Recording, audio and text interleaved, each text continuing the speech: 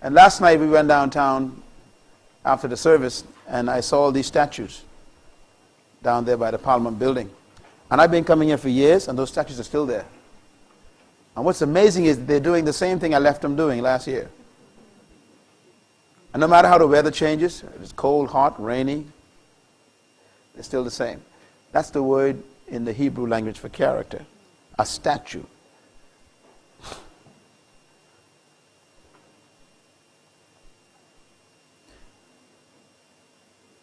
Why are those statues so strong?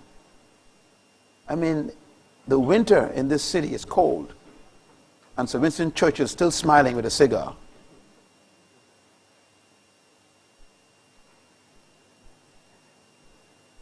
Pigeons come upon his head and release themselves, and he still smiles.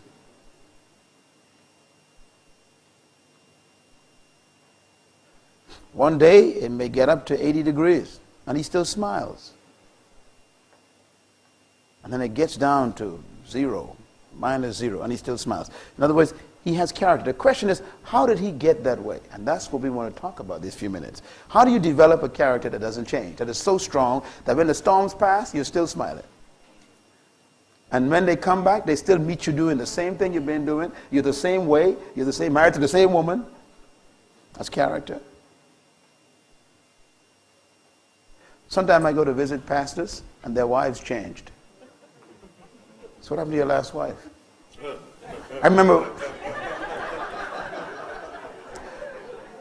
this one really got me, and this is not to attack anyone or belittle anyone, but this one got me. I went to speak to Ray McCauley's church in South Africa one time, and I spoke there that year. The next year I went back, his wife wasn't there. So I'm waiting to meet his wife, okay? I'm sitting in the office waiting to meet his wife. And it's just a year later. And he says, we're not together anymore.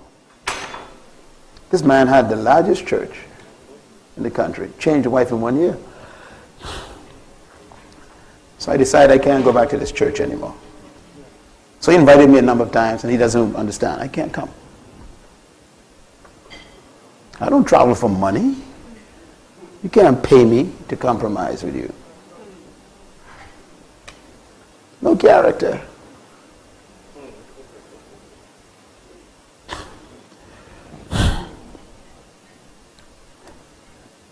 When you get to know me, which I think some of you may have over the last few years, my first question is, how you doing? And my second question is always, how's your wife? Am I right?